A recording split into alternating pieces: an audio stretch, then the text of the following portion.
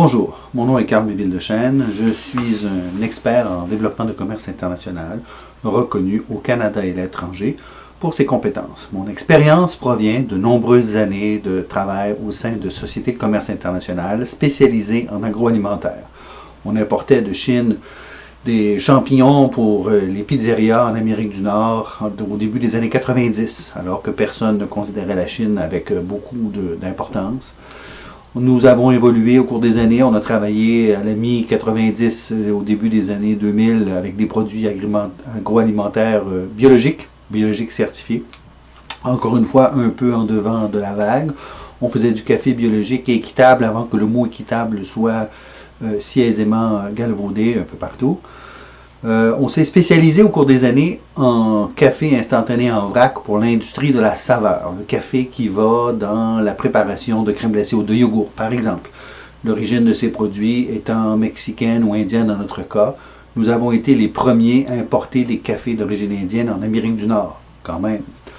Au cours des années, on est devenu spécialisé aussi en formation et en conseil en développement de commerce. Alors, on forme dans différents collèges, universités ou de manière privée au Canada et à l'étranger, à l'université, au collège, dans les chambres de commerce, avec les associations sectorielles. Et nous sommes souvent sollicités par des organisations internationales pour aller appuyer les organismes de promotion d'exportation dans différents pays, particulièrement en Afrique francophone, parce que nous sommes francophones et la francophonie est surtout africaine.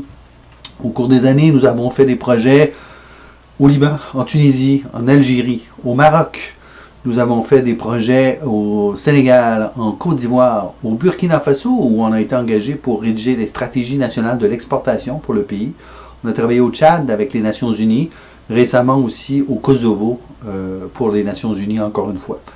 Alors, notre expérience au début des années 90 en agroalimentaire orientée vers la Chine, on a travaillé aussi beaucoup l'Amérique latine à la fin des années 80 et début des années 90, les Caraïbes aussi, bien sûr.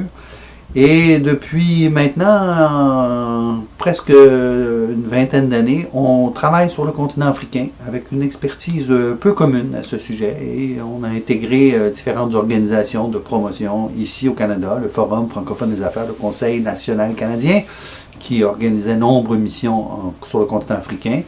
J'ai œuvré aussi de nombreuses années au sein du Conseil canadien pour l'Afrique, j'en ai été vice-président d'ailleurs pour l'Est du Canada. Organisation, encore une fois, qui sert de lobby pour les entreprises canadiennes qui œuvrent sur le continent africain.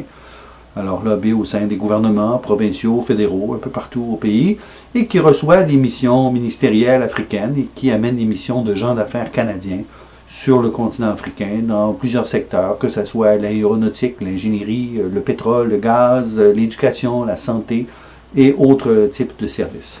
Alors, dans ce contexte, je suis souvent invité comme conférencier dans différentes organisations. Alors, maintenant, on se sert de cette tribune pour vous inviter à un webinaire sur l'opportunité africaine.